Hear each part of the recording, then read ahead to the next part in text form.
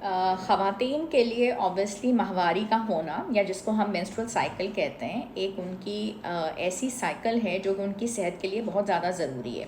कुछ ख़वातीन इसमें काफ़ी तकलीफ़ का सामना इस तरीके से करती हैं कि उनको काफ़ी तकलीफ़ का सामना करना पड़ता है, उनको दर्द होता है, लेकिन उसमें हम उनको अगर एक हेल्दी और बैलेंस डाइट दें तो उनको काफ़ी फ़ायदा रहता है। और ख़ुद को थकावट से बचाना जो है माहवारी के लिए एक बहुत ज़बरदस्त एहतियाती तदाबीर में से एक है। इब्तदाई दिनों में कोशिश ये करनी चाहिए कि नहाने से एहतियात करें, ठीक है, भारी वज़न जो है उसको उठाने से भी एहतियात करें, सफाई का अपने ख़ास ख्याल रखें और ठंडा पानी ना पिएं। ऑब्वियसली अगर ख़वातीन इन चीज़ों का बहुत ज़्यादा ध्यान करती हैं तो माहवारी के दिनों में एहतियाती तदाबीर के लिए ये बेसिक 5 स्टेप्स हैं। डाइट के अंदर कोशिश ये करनी चाहिए कि ऐसी हल्की फुल्की ग़िज़ा जिसमें फल और सब्जियों का भी अच्छे से इस्तेमाल हो उसको ज़रूर शामिल रखा जाए।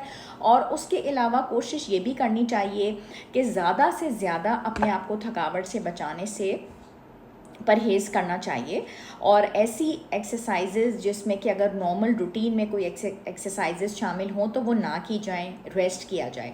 पानी का इस्तेमाल वो भी बहुत रेगुलर तरीके से अपने डाइट के अंदर होना चाहिए और कोशिश ये करना चाहिए कि गर्म सूप्स का इस्तेमाल है, जैसे कि अब ज़ाहिरी बात है कि अगर गर्मियाँ चल रही हैं तो गर्म सूप का इस्तेमाल अगर नहीं भी हो सकता है तो कहवाजात जिसमें कि अदरक का कहवा, ज़ीरे का कहवा, सौंफ का कहवा, इन चीज़ों का इस्तेमाल किया जा सकता है। तबीयत चूँकि बहुत निढाल हो रही होती है तो अगर आपको अच्छे तरीके से आप अपने आप को हाइड्रेट रखेंगे, बहुत ज़्यादा अपने आप को थकाएंगे नहीं तो बहुत फ़ायदा रहेगा। कुछ ख़वातीन इसमें अपनी सफाई का बहुत ज़्यादा ध्यान नहीं रखती हैं, अपने आप को नीट एंड टाइडी नहीं रखती तो उनको रैशेज़ का भी सामना करना पड़ता है और एलर्जिक रैशेज़ की वजह से उनका जो जिस्म है वो ख़राब होने लग जाता है।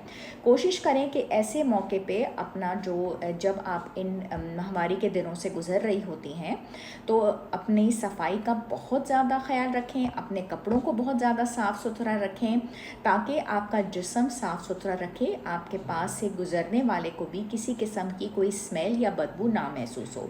ये आपके लिए भी बहुत अच्छा रहेगा और आपके जिस्म के लिए भी बहुत ज़्यादा अच्छा रहेगा।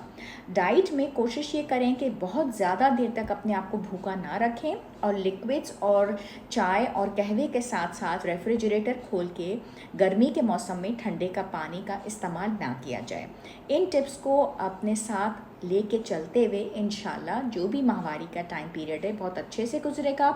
जो आपकी डेट्स हैं उनको आप अपने पास बहुत अच्छे तरीके से सेव रखें। कभी भी ऐसा होता है कि आपके पीरियड्स में इरेगुलरिटी हो तो फौरी तौर पे अपने डॉक्टर से ज़रूर रजू करें। शुक्रिया।